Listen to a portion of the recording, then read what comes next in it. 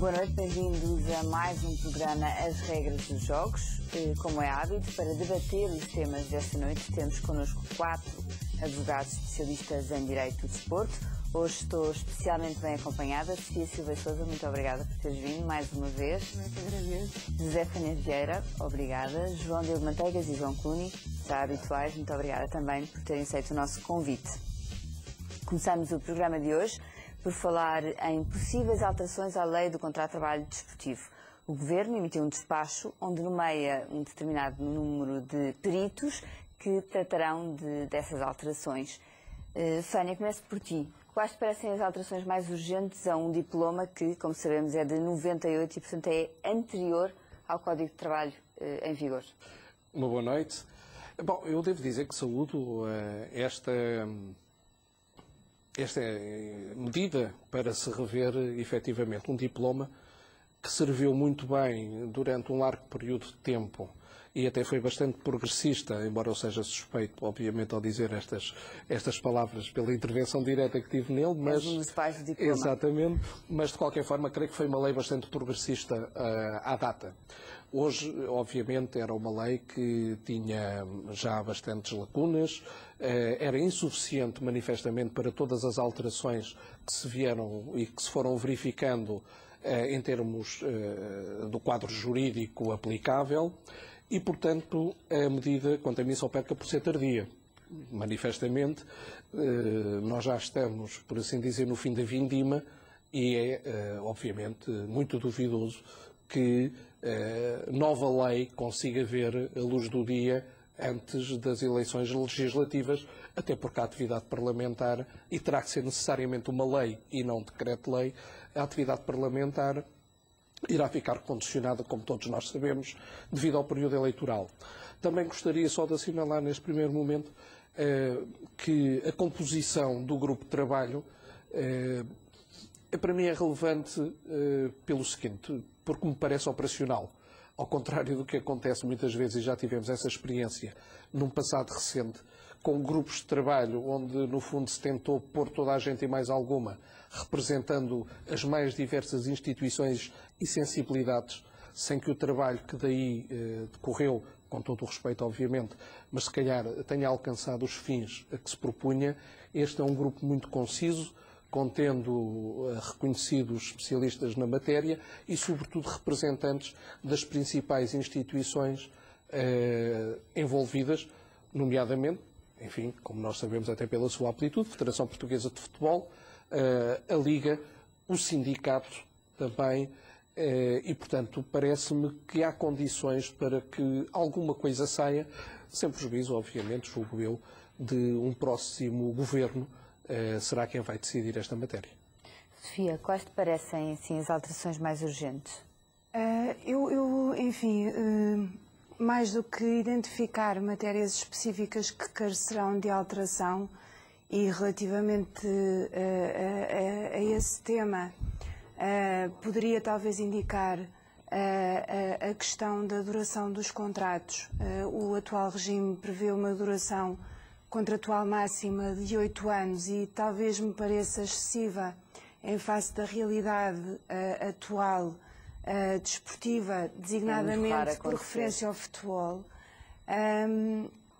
Depois há partes que carecem de ajuste, designadamente esta lei refere-se a empresários desportivos, matéria que também foi amplamente agora objeto de revisão recente, e, portanto, necessariamente terá que ser adequada, mas aqui, à semelhança do Fânia, o que acho realmente importante a sublinhar e aplaudir é, mais do que a identificação norma a norma do que é que carece de revisão e em que termos essa revisão deverá ser feita, é o revisitar de um diploma que é de 98, cujo regime supletivo que lhe é aplicável, que é o regime laboral, sofreu desde 98 até ao presente uma alteração absolutamente substancial. Tivemos o Código de 2003, que depois foi outra vez substituído por um Código novo em 2009 e mesmo o Código de 2009 já foi objeto de 8 alterações legislativas. Parece-me que agora nos encontramos num momento em que já há alguma estabilização do regime laboral geral e que, portanto, me parece ser realmente um momento oportuno para revisitar esta lei e olhá-la com uns olhos mais atuais. João, a tua opinião? Bom, antes de mais, boa noite. Eu pegando um pouco naquilo que tanto a doutora Sofia como o próprio Fenha já referenciaram, finalmente, e digo isto finalmente porque já houve várias tentativas de chegar a acordo para uma alteração, tanto esta lei como o próprio também contrato coletivo de trabalho, neste caso relativamente ao futebol, e surge agora aqui uma oportunidade que eu considero inédita, mas que não deixo de achar curioso a questão das pessoas que são nomeadas para criar esta comissão de revisão desta lei. Não discordo com o Fenha disso, acho que os nomes são pessoas que fazem parte de um panorama já com bastante experiência na área do desporto, nomeadamente do futebol. O caso do João Leal Amado é um caso, é praticamente aquele, a par do Albino, do professor Albino, que mais jurisprudência, não, que mais doutrina tem relativamente ao futebol em concreto e, portanto, é o nome, para mim, mais sonante, apesar de ter uma visão muito particular do futebol. A verdade seja dita, é uma pessoa que é de extrema importância para este efeito. Ainda assim, não nos podemos esquecer de uma coisa. A Lei 28 de 98 é relativamente aos praticantes de desporto no geral. Isto é uma lei que foi virada para o futebol, mas há aqui uma oportunidade única para se tentar adaptar de alguma forma. A questão é que a maioria dos casos são casos de futebol. Mas isso não interessa, e eu explico porquê. Quantos desportistas que não sejam futebolistas têm contratos profissionais? Mas isso tem a ver com a realidade do país. Antigamente o handball e o basquete eram profissionais. E esta lei não era adaptada à realidade daqueles dois esportes, por exemplo. E, portanto, das duas uma. Ou fazemos uma lei para o futebol e assumimos essa lei como ao futebol e não andamos aqui a tentar, ao longo dos anos, adaptar esta lei a outros desportos, porque não faz sentido, sabendo, por exemplo, que a maior parte dos esportes, nesse caso, por exemplo, o futsal também tem jogadores profissionais. Não são para todos os efeitos, só tem aquela profissão, não são verdadeiramente profissionais para efeitos de outras leis. Portanto, eu entendo acima de tudo e olho para os nomes que aqui estão, lá está. Na tua opinião, uma das alterações primordiais é tentar adaptar esta lei a todos os desportos e não apenas focada no futebol. Não é uma questão de alteração, é uma questão de adaptação. Ou assumimos o futebol como o único desporto para a aplicação de uma lei deste género e, de alguma forma, criamos um regime excepcional para o futebol e depois temos o CCT. O CCT, obviamente, terá que ser alterado por consequência da Lei 28 de 98 claro. Num futuro mais próximo, após a aprovação da lei, ou então fazemos aqui um misto de todos e isto tem que ser mesmo profundamente alterado. Pronto. Isso é uma questão. Esta força do futebol, voltando aos nomes que compõem a Comissão, está aqui prevista. Nós temos aqui o representante da Liga e da Federação, portanto, logo por aí, já se está a assumir que esta lei vai ser novamente alterada daquilo que é o futebol hoje em dia. Portanto, acho que aqui tanto o Comitê, a Confederação do Desporto e o Comitê Olímpico também poderão ter uma palavra a dizer relativamente a esta situação. Logo veremos. Isto é só um ponto inicial, chamemos assim, relativamente a esta alteração. Entrando depois, já assumindo e fazendo a ligação ao futebol, há aqui várias situações no decorrer destes anos todos, para além daqueles temas que nós temos debatido aqui, já debatemos isto há muito tempo quando este nosso programa se iniciou. Acho que há aqui também vários pontos que podem ser focados. Este aqui é essencial, a questão do artigo 27, em contraposição com o artigo 50, depois do CCT, que tem a ver com a indenização máxima ou a indenização mínima relativamente à rescisão, sem justa causa dos jogadores. Esta questão também acho extremamente importante. A questão dos 8 anos. É o único país na Europa, não sei se no mundo, mas pelo menos na Europa, que tem um prazo máximo de 8 anos. É um disparate. Não se justifica. E se lá está, estamos a falar de futebol, a própria FIFA impõe 5 anos, nem sequer são 8. Sim, mas a verdade é que não há muitos casos. Eu, assim, de repente, só me lembro de um caso de um contrato assinado por 8 anos, que foi o caso do João Vieira Pinto aqui no Benfica. Se não há muitos casos, mais uma razão para ser alterado o prazo máximo. Não se justifica. É óbvio que nós temos uma tendência, pelo menos Portugal tem uma tendência a defender sempre o trabalhador. É normal e, portanto, aqui... Mas, quer dizer, nós sabemos que no futebol, a parte... Quer dizer, em geral, temos que admitir que a parte fraca é do trabalhador, não é? Mas Às no vezes. futebol ainda mais, se calhar. Depende do jogador que é. Não há nenhum clube que aceite assinar 8 anos com um jogador se não for um jogador que lhe interessa. Não é? Claro. E no seguimento, exatamente, isso estás a dizer.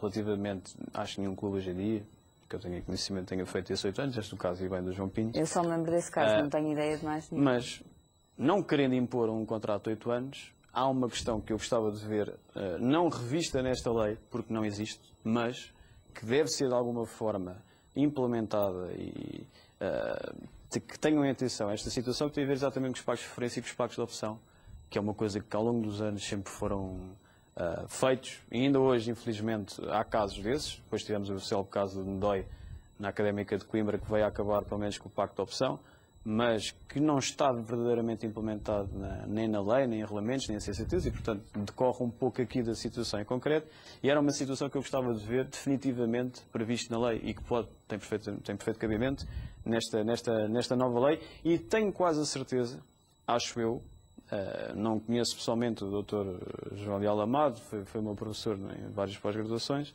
mas me lembro perfeitamente ele ser contra, salvo erro, este tipo de situações. Portanto, parece-me que há aqui abertura para a inclusão disto na lei. Outra questão também, que temos vindo a debater ao longo dos últimos tempos, tem a ver exatamente com a assistência dos jogadores. A tal questão que é sensível de alguma forma, que não proíbe a assistência dos jogadores, nem nas primeiras divisões, nem nas segundas divisões, mas de alguma forma de limitar aqui em que termos é que estas assistências podem ocorrer, ou no limite, então, passar isso e impor-se algo na lei, passar essa responsabilidade para a Liga ou para a Federação, ou para colocar expressamente essa situação também nos próprios regulamentos. Portanto, basicamente, há um ponto fundamental que a doutora Sofia mencionou há bocado, tem a ver com os empresários esportivos. Novamente, volto ao início. Há vários tipos de empresários esportivos para vários tipos de desporto. Vamos adaptar isto agora aos intermediários e depois se a FIFA decide reabrir a questão dos empresários esportivos. É uma questão que não seja tirar os intermediários desta lei, uma vez que foi criada uma lei própria. Se calhar seria o ideal. Ou então, lá está, no seguimento daquilo que eu disse também relativamente aos pagos de opção e pagos de referência, se calhar talvez a própria lei também ajustar isso para a responsabilidade da federação, ou não sei. E que é uma atividade económica e, para mim, eu entendo isto. Eu também entendo que sim, eu, aliás, sempre manifestei isso. Mas agora, neste preciso momento, com um regime completamente aberto, em que qualquer pessoa pode ser, estar aqui a criar ou manter uma figura concreta do empresário esportivo, vai entrar em conflito, não tenho dúvidas nenhumas, se isso mantiver na lei, vai entrar em conflito. Portanto, acho que é uma questão que não vai ser de fácil conclusão e, muito sinceramente, aguardo obviamente, com alguma incerteza também relativamente a esse aspecto dos empresários. João Clooney. Muito boa noite. Concordas com tudo o que já foi dito? Eu concordo com muitas das coisas que foram ditas, de facto, mas acho que o João focou um problema que me parece importante, que é o de estarmos a legislar claramente para o futebol. E se calhar não o devia ser. Ou pelo menos não devia ser só. Muitas, aliás, das questões que aqui abordamos, que dizemos que têm que ser alteradas, estamos a pensar no futebol. É no futebol que surgiu a questão dos intermediários. Mesmo o artigo 27, número 1, quando nós entendemos, para que se perceba, quando nós entendemos que não, sobre o limite a indemnizar em caso de uma rescisão sem justa causa, se calhar estamos a pensar também no futebol, porque se calhar numa outra profissão, tal como está desenhado o preceito, faz algum sentido. Não colocar um ónus de um pagamento de uma indemnização muito superior do que aquela que em condições normais um trabalhador teria que o fazer. No futebol, se calhar essa realidade não faz sentido, mas noutros desportos fará. E por isso é que é complicado legislar para o futebol e para os outros desportos numa mesma lei, se calhar. E eu acho que se calhar são realidades completamente diferentes. São realidades completamente diferentes. Os contratos e a... Mas é que as pessoas também se esquecem que os profissionais, os jogadores de futebol, não são só os que ganham fortunas, não é? Temos também jogadores de futebol com salários muito baixos. Muitos deles não veem sequer a cor do dinheiro, como se costuma dizer. Claro, naturalmente. Mas, Patrícia, o que me parece e é esta lei tem que proteger também difícil, esse, não é? Vai ser esse difícil tem uma realidade mais próxima lei, que os desportistas. Várias realidades totalmente diferentes. E se calhar esse deveria ser um ponto de partida. Aliás, e como o João focou bem, a própria comissão que vai procurar arranjar uma solução para a nova lei, aponta claramente na direção do futebol, não disfarça, não há qualquer dúvida de que assim é, e eu compreendo. É aquilo que as pessoas veem de uma forma mais premente. Mas eu julgo que será difícil... São os casos que aparecem, se calhar, mais difícil, de aplicação fazer da uma lei. nova lei. E, por exemplo, esta questão dos intermediários. De facto, no futebol deixou de haver a figura do agente, mas noutras modalidades essa figura pode continuar a existir. E, portanto, mas obviamente, mas é um bocado compaginar o que aqui está com o novo regulamento dos intermediários, por exemplo, da Federação. A Federação tem que fazer um esforço tremendo entre respeitar o que a FIFA exige e, ao mesmo tempo, não violar a lei. Absolutamente. E é difícil. Mas também parece-me um mau princípio, não quer dizer que vá ser seguido, se a partir de agora a FIFA é que começa a legislar em Portugal. Até porque conhecemos como é que a FIFA é boa legisladora, não é? Nos seus regulamentos. É um mau princípio. Mas vocês falavam de uma questão importante que é, eu julgo que o próprio grupo de trabalho vai ter essa dificuldade, mas ao mesmo tempo esse desafio em definir qual é que é o conteúdo da lei e a quem é que ela se destina. Obviamente que há aqui circunstâncias que nós não podemos ignorar. Por exemplo, a única estrutura representativa dos jogadores é o Sindicato de Jogadores Profissionais de Futebol. Não há uma outra. E só através de portarias de extensão é que esse regime foi alargado para outros profissionais, em particular, quando existiam outras ligas, sobretudo no basquetebol e já depois no handball. Portanto, esta é uma questão. E isto também convém desmistificar que profissionais há em todas as modalidades. Exatamente. Ou seja, para quem nos está a ver... Não depende da natureza da competição. Sem dúvida. Ou seja, porque isto é um problema que já vem, se me permite a expressão, do tempo da outra senhora. No tempo da outra senhora nós tivemos um primeiro diploma que dizia que havia 3 tipos de praticantes. Profissionais, amadores e não amadores. Que era uma categoria muito particular que só se aplicava à académica. E então dizia-se que profissionais só podiam ser de 3 modalidades, praticantes profissionais, a saber, futebol, ciclismo e boxe. E então, por contraposição a estes que eram profissionais, todos os outros eram amadores. E a partir daí surgiu uma dicotomia interessante, que ainda hoje se mantém, que há as modalidades profissionais e há modalidades amadoras. Não há modalidades nem profissionais nem modalidades amadoras, em bom rigor. Há profissionais que estão nesta modalidade ou não. Tão simples quanto isto. E eu espero é que, de uma vez por todas, haja uma reflexão. Há diferentes caminhos a seguir. Itália seguiu um caminho diferente, por exemplo. Em Itália diz-se que só podem participar naquela competição desportiva praticantes que tenham um contrato como profissional. Ponto. E é isso que qualifica a competição.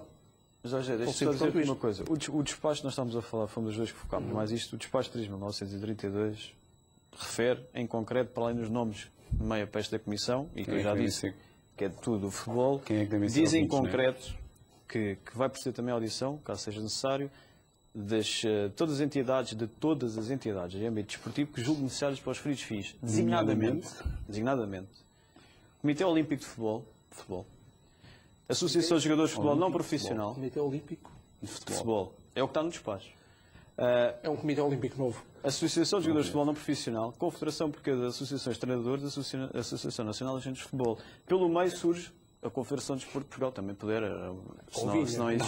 Claro.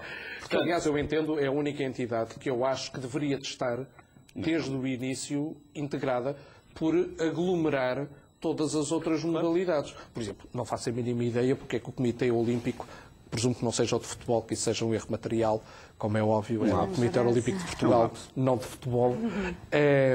Mas não faço a mínima ideia porque é que o Comitê Olímpico é chamado para aqui. Não faço a mínima ideia.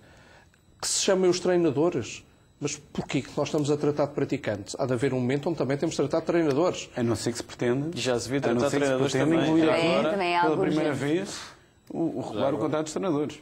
Mas não é esse o objetivo. Mas poderia ser aproveitado, não é? Atenção, ou alargar, se calhar, eu acho que realmente. Eu acho que não sei se há a intenção de abarcar. Mais uma vez.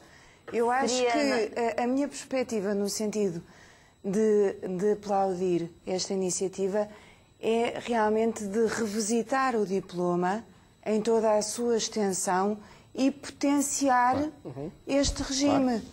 Designadamente, em matéria dos treinadores, que indubitavelmente é uma realidade absolutamente especificada, que não tem regime jurídico próprio que lhe seja aplicável e que mesmo o posicionamento da jurisprudência não é unânime. Há quem considere aplicável as normas do 2898.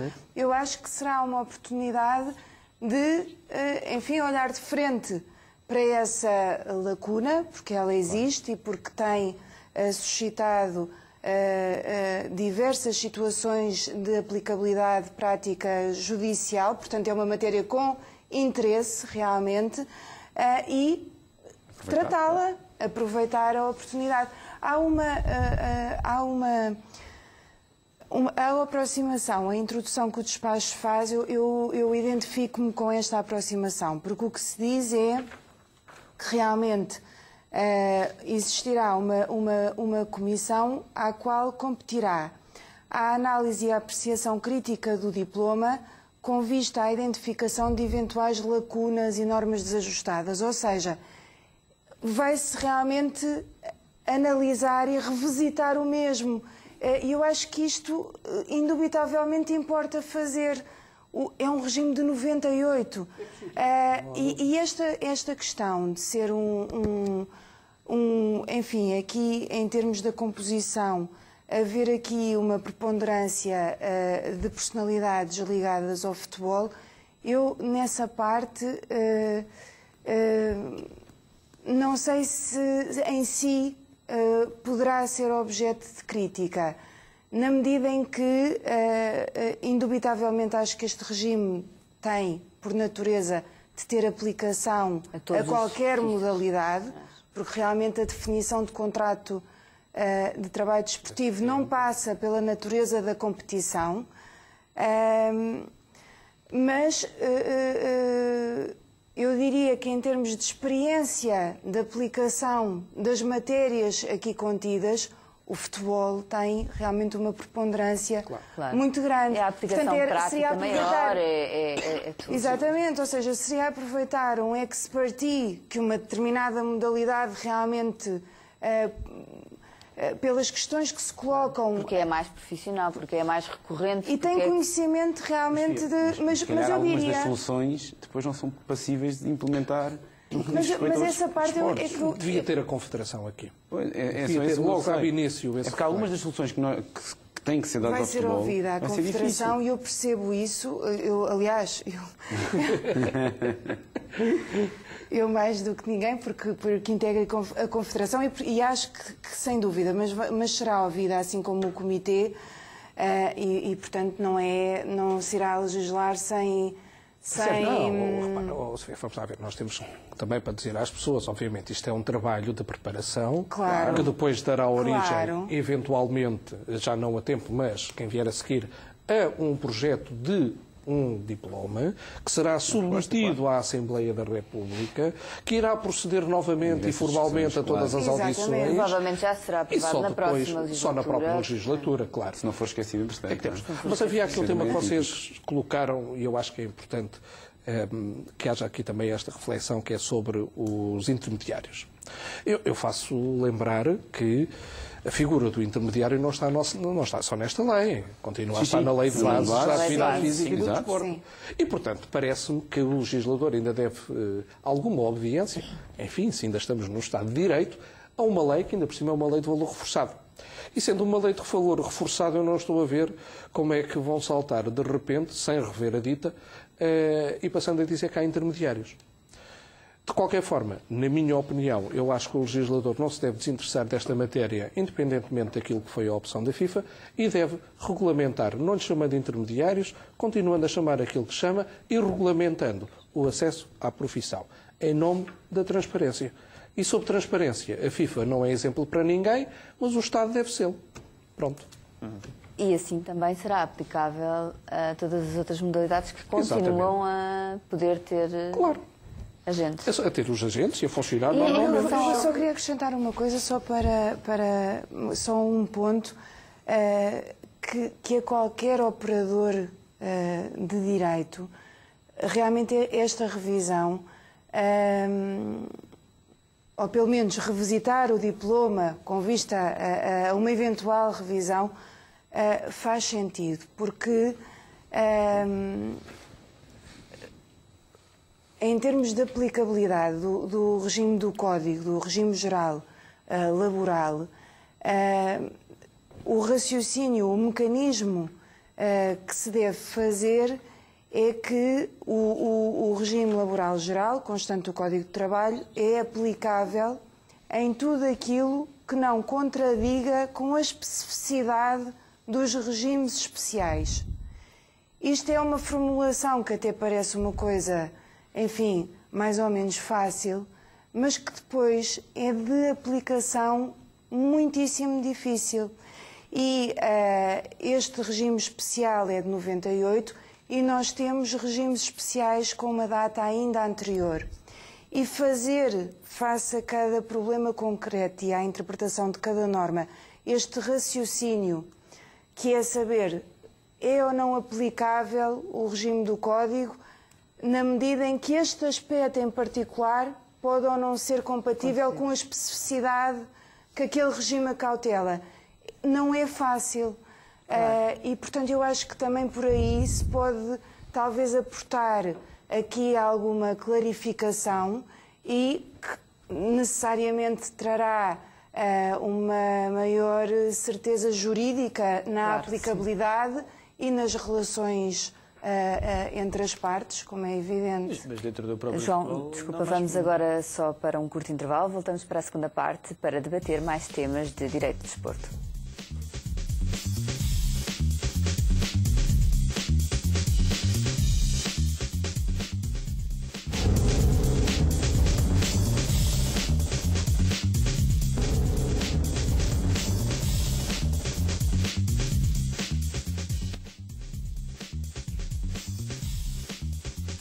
Boa noite, bem-vindos à segunda parte do programa As Regras dos Jogos. Esta noite, como é hábito, temos para debater os temas em destaque 4 advogados especialistas em Direito do Desporto. Como disse no início do programa, hoje estou especialmente bem acompanhada. Tenho uma colega do sexo feminino, Sofia Silva Sousa. Muito obrigada por estares presente mais uma vez no nosso programa. José Fanha Vieira, João Diogo Manteigas e João Cluny, não desfazendo em vocês, claro. Muito obrigada por terem vindo também. Estivemos na primeira parte a debater as possíveis alterações ao contrato de trabalho desportivo. Continuamos na segunda parte com este tema. Fanha, pergunto-te, estava aqui curiosa, não achas que seria de incluir na lei do trabalho, do contrato de trabalho desportivo, aquilo que é mais discutido em termos de contrato desportivo de trabalho, que é os salários e a falta deles, a falta de pagamento dos salários? Traduzindo em miúdos, é isso mesmo, não é? É uma questão interessante. É uma questão interessante e que passa muito pela própria filosofia que se pretende para o diploma. Ou seja, se queremos ter um diploma minimalista, remetendo grande parte das matérias para a autorregulação por parte das entidades desportivas e até para, posteriormente, em sede de contratação coletiva, ou seja, para um contrato coletivo de trabalho. Ou se, pelo contrário, o legislador quer ir um bocadinho mais longe e ter um diploma mais incisivo sobre estas matérias, em particular nos salários, não é? Nos salários nós temos esse problema e essa tragédia que é tão certa como a época desportiva, que são salários em atraso. E do outro lado, também temos que ver, por exemplo, se devemos perspectivar ou ter alguma ideia quanto a limites salariais, quanto a massa salarial. E se isto deve ser uma competência do legislador lá colocada, ou se o legislador até deve dar um caminho, dizendo que é autorregulação, devem constar estas matérias. Eu acho que quanto aos salários em atraso, já percebemos que isto não vai lá com falinhas mansas, nem com soluções de autorregulação. e entendo que o legislador deve conter algumas normas expressas para, de uma vez por todas, eliminar este cancro. Já quanto às questões de salariais e de tetos salariais, digamos, já tenho algumas dúvidas que o legislador deva pronunciar-se sobre isso. Agora, salários em atraso, nesta como em qualquer outra profissão, eu acho que o Estado tem que ter uma palavra a dizer e deve fazê-lo no próprio diploma. Sofia, concordas com o Zé? Ou achas que deve continuar apenas a ser assunto dos regulamentos? Aqui é claramente uma das questões que está resolvida no regime geral. Sim. E, portanto, eu diria que não me parece que tivesse que realmente ser aqui tratada. Mas o regime geral não tem funcionado. Como não tem funcionado as convenções coletivas, porque realmente se trata de um mal que porventura não há mecanismo legal que consiga dar resposta. Não, a Convenção dá resposta. As pessoas é que não utilizam, mas é diferente. Não, e efetividade eu olho para o 52 de controle. Eu olho para o 52 do CCT e dá uma resposta. Sim. Eu pergunto-me porquê é que ninguém faz isto. Mas nós sabemos porquê. Já discutimos aqui porquê. Já discutimos porquê. Dos empresários, dos clubes, dos jogadores, tudo bem. Então, retirem, metam uma cruz. Não, se calhar tem que ser o Estado a evitar que haja esses problemas e dizendo, meus amigos... Exatamente. É automaticamente aqui, entre aspas, não vamos por esta simplicidade, mas é automaticamente assim. E se calhar, muitos dos problemas ficam resolvidos. O João não concorda comigo. Não, eu não percebo. É automaticamente assim como? Quer dizer, qualquer trabalhador, se não lhes for pago o salário, pode exercer os seus direitos. Exerce ou não. Exatamente. A verdade é que os outros trabalhadores não estão sujeitos em termos a restrições de janelas de inscrição e etc. No desporto. Podes contratar engenheiros só durante claro, um mês, não é só em ou agosto e arquitetos em ou advogados janeiro. só durante um mês. Claro. Numa janela. Quer dizer, os há profissionais de futebol e conversa estão muito limitados. Naturalmente. Mas ainda assim, podem fazer uso do seu direito. E traria uma questão de concorrência complicada. Se calhar o que tem que ser alterado, para mim, não é aqui. Não é possível. Com um jogador que, se calhar, se encontra nessa situação, deve poder ser inscrito. Isso é outra questão. Para mim, essa é a questão que talvez não me parece seja que nuclear. começar a fazer outra coisa aqui. Se calhar, me parece que não é possível dizer que uma pessoa que recebeu um contrato porque não cumpre se a própria lei disser...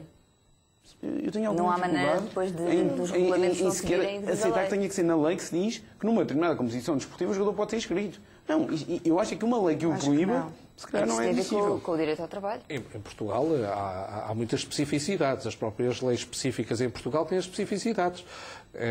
Eu julgo é que não podemos criar no legislador a obrigação de hoje temos este problema de que não se pode inscrever, amanhã surgiu outro e tem que ir o legislador resolvê-lo. Não, eu acho que os tribunais têm que ter a capacidade de resolver as situações práticas. Se há uma regra nas nossas competições que proíbe que um jogador se inscreva, mesmo que ele tenha rescindido o contrato, mas não receba o seu salário... Mas as regras das competições têm que respeitar as leis gerais do país. Lá está, e é por isso que eu acho que é o tribunal que tem que resolver.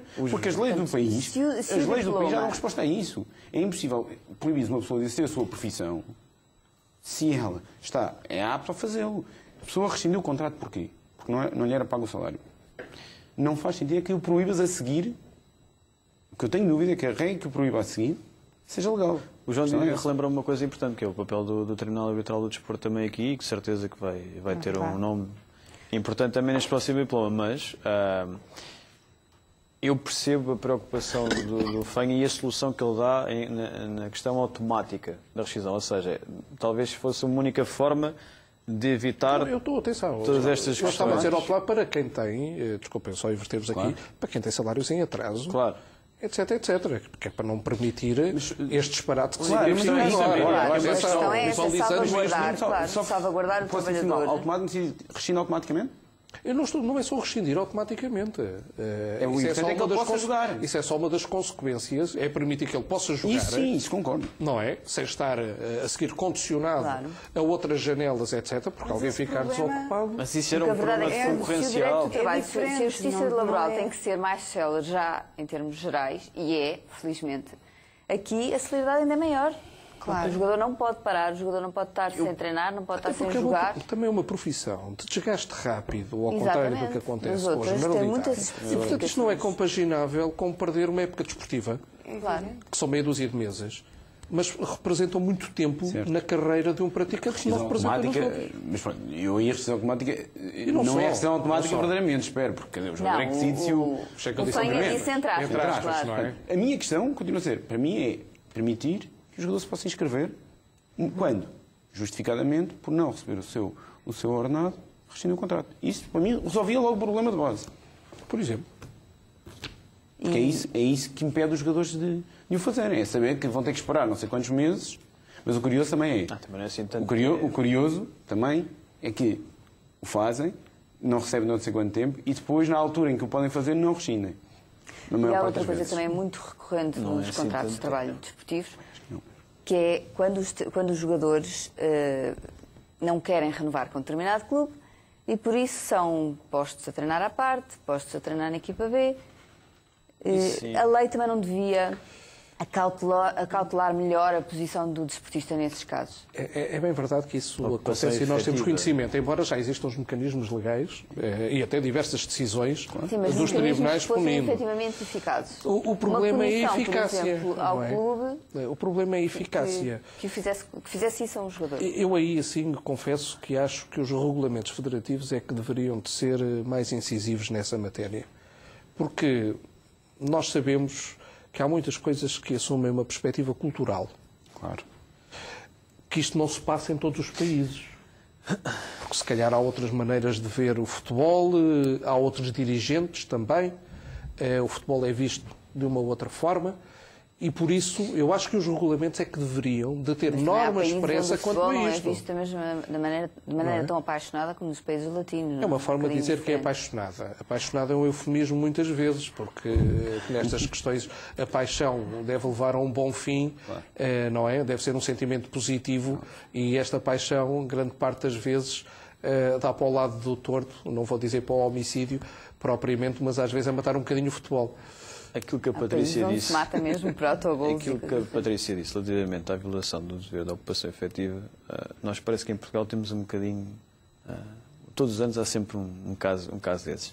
E é de facto uma situação que eu, a parte entendo eu, pelo menos que assim o sentes, tenho a mesma opinião, mas é uma coisa extremamente difícil de conseguir regular e de se conseguir controlar. E eu aí tenho esperança que de facto. Como a questão dos salários em atraso. Não também tanto. É difícil. Não é, porque o CCT resolve o problema. Os profissionais sentem que ficam prejudicados. Mas isso é outra questão. Prejudicarem o clube. Mas, Patrícia, uma coisa é... Mesmo não recebendo há 6 ou 7 meses. Tu tens um procedimento em curto espaço de tempo, em menos de um mês, que te resolve o problema.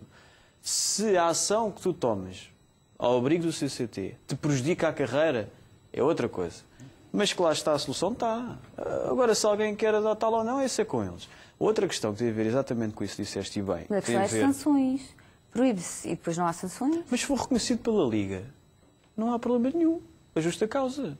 Se o jogador rescinde com falta de salário, com os salários em atraso, se a Liga reconhece, não há problema absolutamente nenhum, aliás. E aí pega naquilo e ainda vai buscar uma indemnização. E aí sim, coloca-se novamente o problema dos tribunais, que era aqui que eu queria chegar. Eu tenho esperança relativamente a essa questão, e entre outras, que também são difíceis de regular. Eu tenho alguma esperança que o Tribunal Arbitral do Desporto venha dar aqui um forte apoio a esse tipo de decisão. Porquê? Por causa da celeridade. Só por causa disto. Porque, de facto, se nós formos parar aos tribunais, e o João dizia bem, que aquilo se chegar a um tribunal, não há dúvidas na decisão. O problema é que está lá há 10 anos.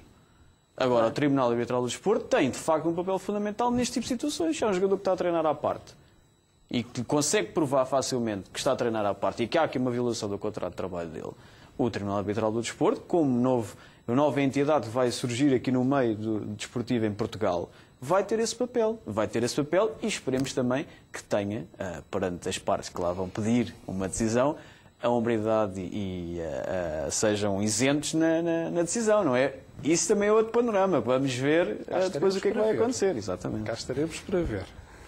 Uma vez debatidas as possíveis alterações ao contrato de trabalho desportivo, vamos falar agora mesmo de futebol. Não é que o contrato de trabalho desportivo não vai dar ao futebol, como já chegámos aqui à conclusão.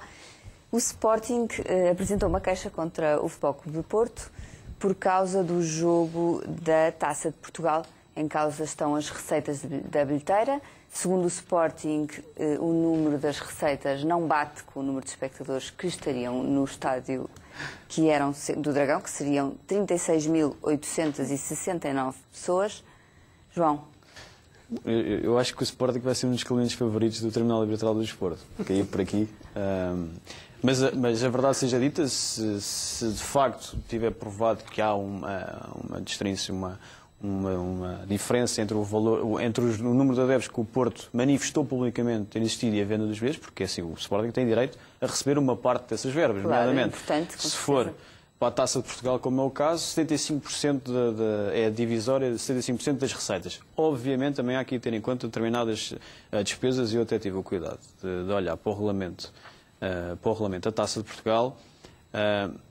E a notícia que veio trazida a público também não esqueçam um pouco disto, que há dois tipos de despesas, despesas de afetação e despesas de organização. E só depois dessas despesas, aí sim, há que dividir o bolo. Obviamente, e estava aqui a discutir também com o João no início do programa, que tipo de sanção é que poderia aqui o Porto insurgir, mas também passa numa mera coima, portanto, tendo em conta que, não obstante terem sido eliminados agora da Liga dos Campeões, o dinheiro que vão receber da Liga dos Campeões a prémio, certeza que paga esta multa. Pois. É a sanção prevista no regulamento, não há mais nada. Mas o Sporting, já aconteceu, o Sporting colocar e abrir processo disciplinar, ou pedir a abertura de processos disciplinares, de facto não fazia um grande sentido. Neste caso, a ser verdade, nós temos aqui, obviamente, não digo uma falsificação, mas temos aqui informação contraditória. O Porto não pode estar a dizer à Federação que houve um X número de entradas e depois vem anunciar que mas há muitos convidados também. Não, o problema é que pode ter havido o número de pagantes. Não houve nenhuma campanha daquela estraga a namorada. Não acredito que o Sporting tenha tido uma diferença de 1000 espectadores. Aqui tem que ter existido uma diferença substancial. Não, por acaso, não é? Eu não acho. O que eu acho é, às vezes pode ser difícil ao próprio Sporting controlar esse número. Isso é que pode ser difícil. Feito uma queixa baseada em coisas que não têm razão, é isso que estás a querer dizer? Não, já aconteceu e eu fiz esse reparo, mas já aconteceu. Agora, neste caso em concreto, e tendo em conta que começa a haver aqui um ódio de estimação entre Sporting e Porto, já desde o ano passado, desde a época passada, e de facto o Sporting foi... O jogo não se notava. Ontem, o ano passado, até recordo, houve de facto uma situação bastante desagradável e nós debatemos aqui, que tem a ver também com o caso ao da Taça da Liga, com o atraso do Porto, altamente premeditado. E, portanto, o Sporting também tem algumas razões de queixa relativamente ao nível disciplinar da própria Federação. Portanto, nós também não podemos, temos que nos cingir caso a caso, obviamente, e reparem, se há provas irrefutáveis que o Sporting teria direito a uma verba superior, neste caso, neste jogo da Taça de Portugal, não vejo por que não exercer o seu direito. E agora, sim, agora a questão é quantos casos é que já conhecemos assim? Os outros clubes não veem ou não sei, foi a primeira vez que... Com o Sporting aparentemente foi. Esta disparidade. Sim. A criatividade no futebol é imensa. É pena esta energia toda não ser transferida para outras situações. Há uma coisa óbvia, quer dizer, nós vamos estando sempre atentos depois à evolução do processo, mas eu acho que esta participação do Sporting está condenada ao fracasso. Está condenada ao fracasso, quer dizer, isto no meio de tanta conta, e é preciso ter esta diferença, que é entre os bilhetes que são emitidos e pagos. Mas eu acho que nós queremos acreditar que o Sporting teve o cuidado de fazer essa distinção. Caso contrário, é estranhíssimo. Eu não quero acreditar que tenham apresentado uma queixa. Eu vou partir desse princípio, mas... eliminaram o Porto. Repara uma coisa, eu às vezes tenho alguma dificuldade, porque também estamos a falar, peço desculpa, mas isto não tem, mas tem situações que de vez em quando vêm, como por exemplo pedir a um desgraçado de um clube com grandes dificuldades, como foi relatado com o Portimonense, que para alterar o jogo da segunda Liga tinha que pagar as despesas do Sporting B para disputar o jogo. Quer dizer, isto depois entra-se tudo num bocadinho numa irrealidade. Quer dizer, por isso eu não vou dar aqui de barato que aquelas provas são todas irrefutáveis. Por provas irrefutáveis, o Sporting já pôs N processos contra o Benfica, contra o Porto, etc., que era tudo com base em coisas irrefutáveis e que depois, no final, deram em zero. O que eu estranho, porque isto contribui para uma animosidade constante e parece-me que o único objetivo destas participações é manter um clima constante de animosidade. Isto nada tem de direito. É um clima de animosidade. Há que ter um adversário lá fora, até porque ele é sempre muito útil para justificar os nossos fracassos lá dentro. Exatamente. E eu parece-me que é só isto. De jurídico não tem nada. Sofia. Eu também me parece estranho que, sendo assim uma coisa tão patente, que o Porto, enfim, não sei se... Fosse escolher logo agora para tentar enganar algum clube. O timing faz-me alguma impressão. E depois, esta questão de se misturar o que é a receita com a questão da eventual exigência de pagamento adiantado dos bilhetes por parte do Porto, também não se percebe muito bem se realmente aqui o acerto foi realizado, se o Sporting teve a preocupação de fazer esta distinção a quando da queixa. De qualquer das maneiras, tanto quanto pude apurar, houve um processo já de averiguações e também não quero acreditar que se procedesse à abertura do competente processo disciplinar se esse processo de averiguações pura e simplesmente tivesse... Sim, portanto, alguma questão porventura haverá, porque a verdade é que, tanto quanto percebi, realmente há um processo de averiguações já que correu os seus termos e que culmina com o início do processo disciplinar. Portanto, vamos esperar para ver então o resultado do processo.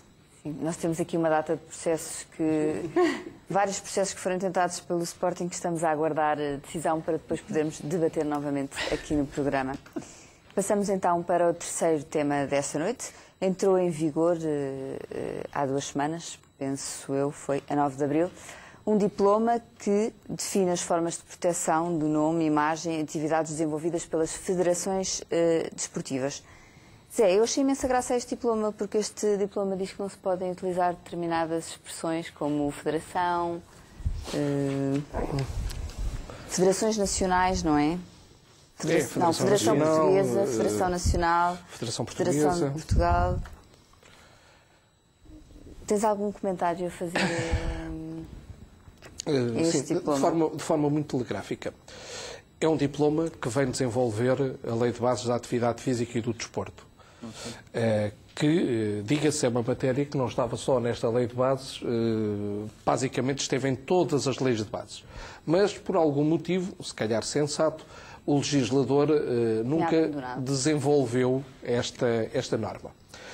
Ou seja, de um lado, é normal que haja, obviamente, a regulamentação dessa norma. O que é que me parece que este diploma incorreu num manifesto erro? Em primeiro lugar, porque aborda outras matérias que não aquelas que decorriam diretamente da proteção do nome, da imagem, da marca e das atividades das federações.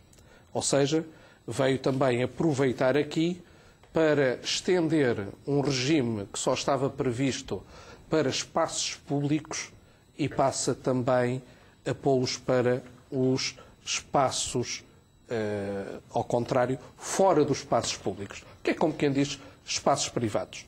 Isto trocando por miúdos, para quando determinados eventos decorriam em espaços públicos, quem os iria fazer tinha que observar um conjunto de requisitos. E, obviamente, o legislador, quando escreveu que era só para espaços públicos, teve um motivo, porque é só sobre esses que o Estado deve falar. Se os outros são privados, cabe aos privados, efetivamente, tomar conta deles. Uma vez que este diploma diz que vem desenvolver a Lei de Bases, e a Lei de Bases não fala nada sobre espaços privados, parece-me a mim que andou aqui assim muito mal e lançou a confusão.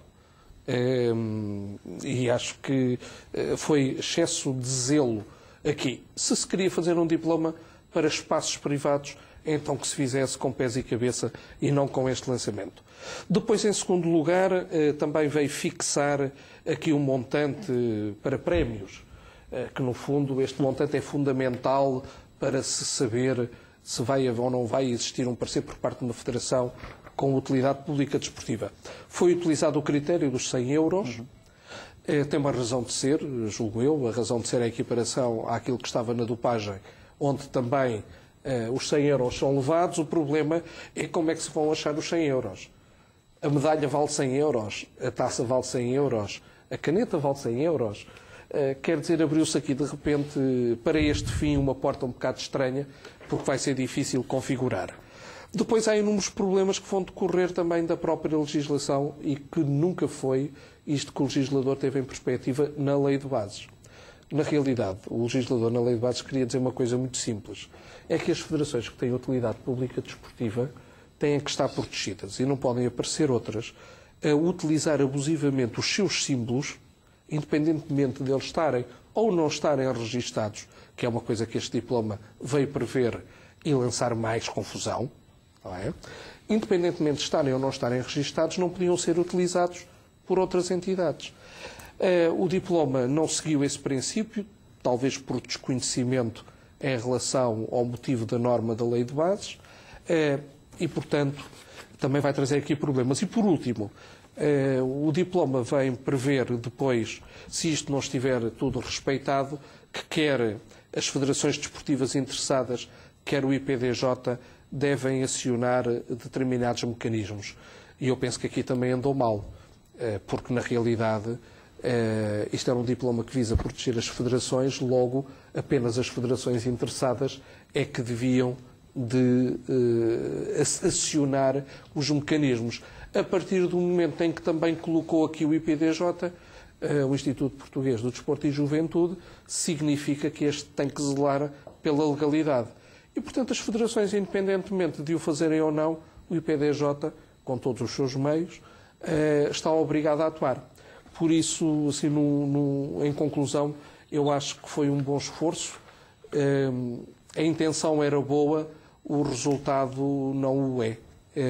E algumas federações já deram conta destas insuficiências e, por isso, digamos, assim, no português corrido, já barafustaram contra o diploma.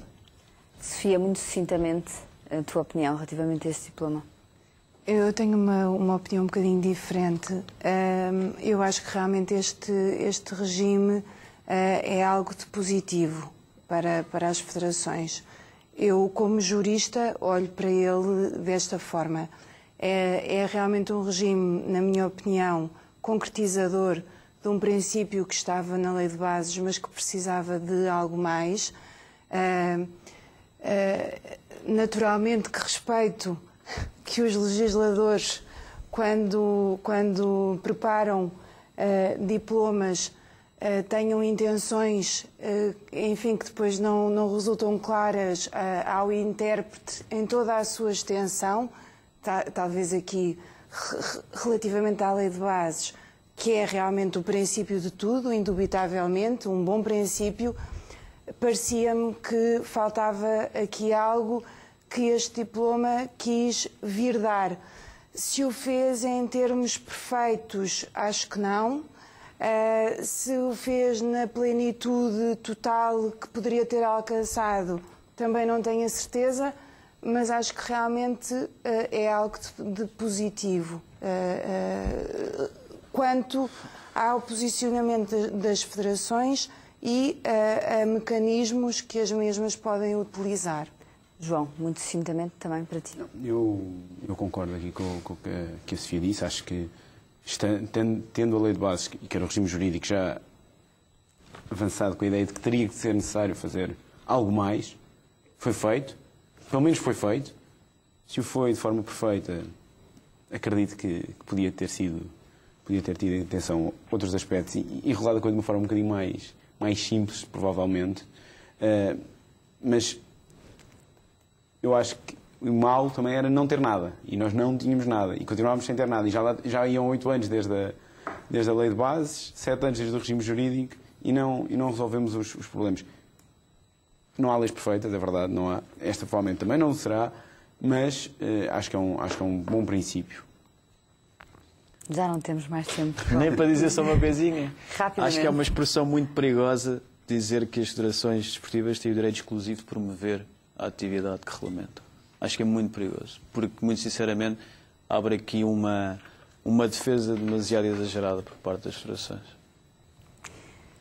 Provavelmente voltaremos a este tema noutro programa. Hoje ficamos por aqui. Agradeço mais uma vez aos meus convidados.